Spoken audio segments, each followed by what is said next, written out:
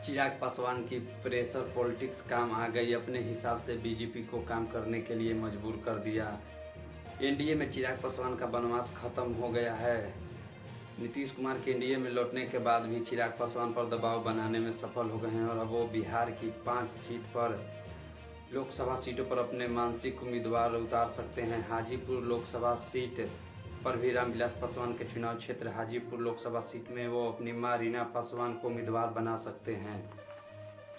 देखा जाए तो चिराग पासवान पारिवारिक दबाव से मुक्त हो चुके हैं और चाचा पशुपति कुमार पारस और चचेरे भाई प्रिंस राज भी बीजेपी हिस्सा बन गए हैं, क्योंकि चिराग ने साफ कह दिया है कि उनके पास जो 5 सीटें हैं वो सिर्फ उनके हैं, उसमें किसी पास गुट का कोटा नहीं है।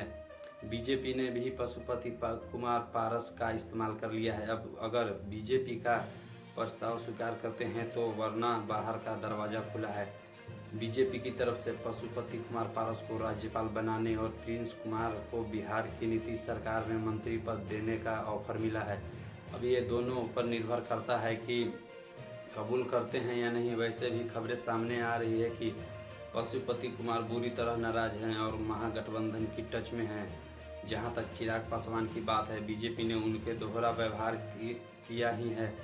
पशुपति कुमार पारस के साथ भी बिल्कुल वैसा ही व्यवहार हुआ है जो बीजेपी पशुपति कुमार पारस के साथ भी वैसे ही पेश आई, जैसे महाराष्ट्र के एकनाथ शिंदे और अजीत पवार जैसे नेताओं के साथ। लेकिन गुजरात के साथ बीजेपी का नज़रिया भी बदल गया। पहले तो ये देखने को आया कि चिराग पासवान के साथ भी वैसा व्यवहार हो रहा था जैसा महाराष्ट्र के उदय ठाकरे और शरद पवार के साथ हुआ। मतलब लोक जनशक्ति पार्टी, शिवसेना और एनएसपी तीनों ही दलों में बागियों को बीजेपी ने हाथों हाथ लिया, लेकिन चिराग पासवान के प्रति अब इरादा बदल गया है। अगर चिराग पासवान ताकतवर नहीं होते तो उनके साथ भी वही सलूक होता जैसा उदय ठाकरे और शरद पवार के साथ हो रहा है। लेकिन एकनाथ शिंदे और अजीत पवार जैसे नेताओं के लिए बहुत बड़े खतरे का संकेत भी है।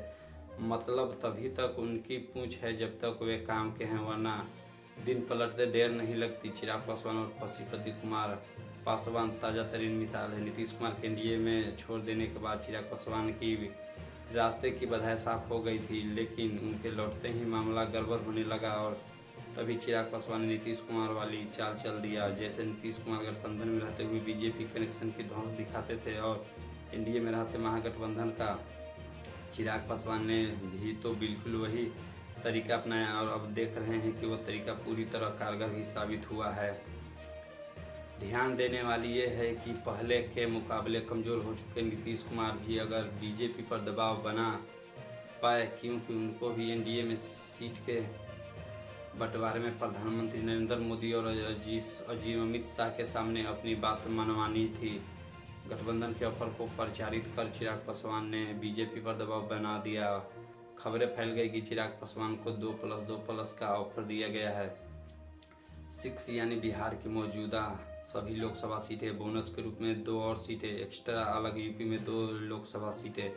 मौजूदा राजनीति में एनडीए और एनडीए ब्लॉक एक दूसरे के उस पर विरोधी ही नहीं है। दोनों गठबंधनों के काम करने का तरीका भी बिल्कुल अलग है। कांग्रेस के पूरी तरह उलट बीजेपी साथियों को साथ लेने और रखने पर जोर दे रही है। जैसे इंडिया बिहार गठबंधन लगातार मजबूत होता